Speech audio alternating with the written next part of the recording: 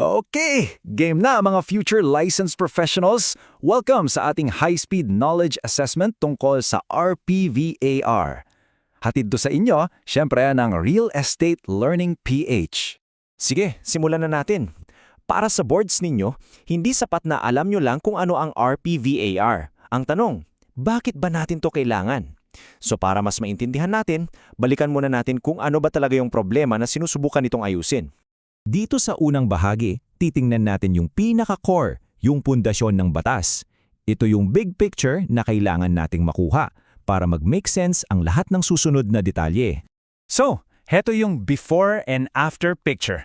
Dati, alam nyo naman, medyo magulo. Yung LGU may sariling valuation, ang BRI may sarili rin. Outdated na yung data, tapos minsan may halong politika pa. Ngayon, sa ilalim ng RPVRA, ang goal ay iisa lang. Gawing professional, sentralisado at higit sa lahat, transparent ang buong sistema. At ito na yung pinaka-game changer, yung konsepto ng one value for all purposes. Anong ibig sabihin yan? Wala nang hiwalay na zonal value para sa BIR at Schedule of Market Values o SMV para sa LGU. Isa na lang, isang SMV na lang ang gagamitin para sa lahat. Local tax, national tax, government projects, lahat-lahat na. Okay, itatak nyo to sa isip nyo. 4 na haligi, 4 na pillars ng RPVRA. Una, single valuation base, yung iisang value na pinag-usapan natin. Pangalawa, separation of powers. Mamaya, i-discuss natin yan. Pangatlo, digitalization, kasi modern na tayo. At pang-apat, taxpayer relief. Memorize these 4, siguradong may tanong dito sa boards. So kung may bagong sistema, sino na ngayon ang in charge? Yan ang susunod nating titingnan. Paano ba nabago ang professional hierarchy sa mundo ng valuation?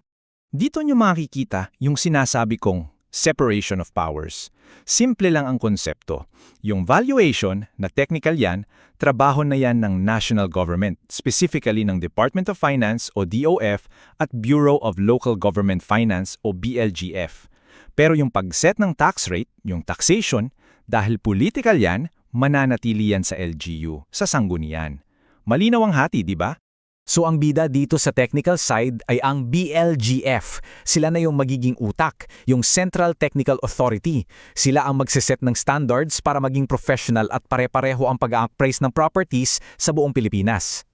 Okay, next section. Ito yung bread and butter nyo bilang future professionals. Yung proseso at mga deadlines. Kailangan, alam nyo to by heart. May 5-step cycle para sa bawat SMV. Una, preparation. Gagawin yan ng assessor.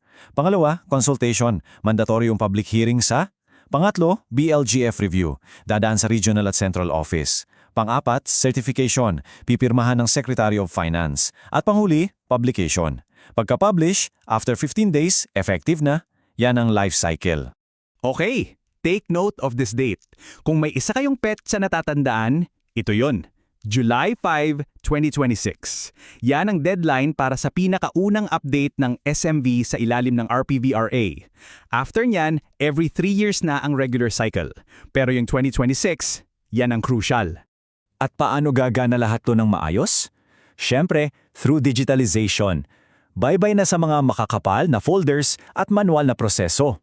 Lahat ng data, galing sa deeds, sa notaries, sa mga engineers, diretso na sa iisang central database, ang Real Property Information System o RPIS.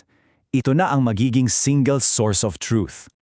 Okay, let's go rapid fire. Ito yung mga key numbers na kailangan nyong malaman, hindi lang para sa exam, kundi para na rin sa mga magiging kliyente ninyo.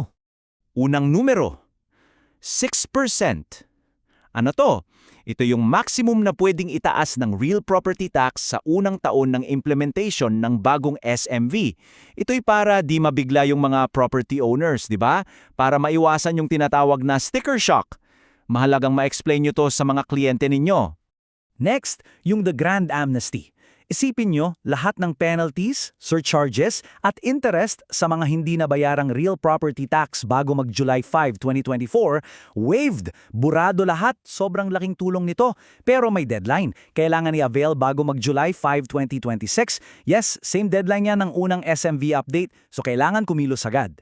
So bilang mga professionals, ano ang action plan nyo? 3 lang, audit, act, plan. Sabihan nyo ang mga kliyente nyo na i-review ang mga properties nila ngayon na. I-push nyo sila to act, i-avail yung tax amnesty bago mahuli ang lahat. At syempre, tulungan nyo silang magplano for the future. Kasi yung bagong valuation, may epekto yan sa estate at transfer taxes. So yan ang RPVAR. Dinadala tayo nito sa isang real estate market na mas transparent, digital at sumasabay sa international standards. Ang tanong, handa na ba kayo maging expert sa bagong larangan na to?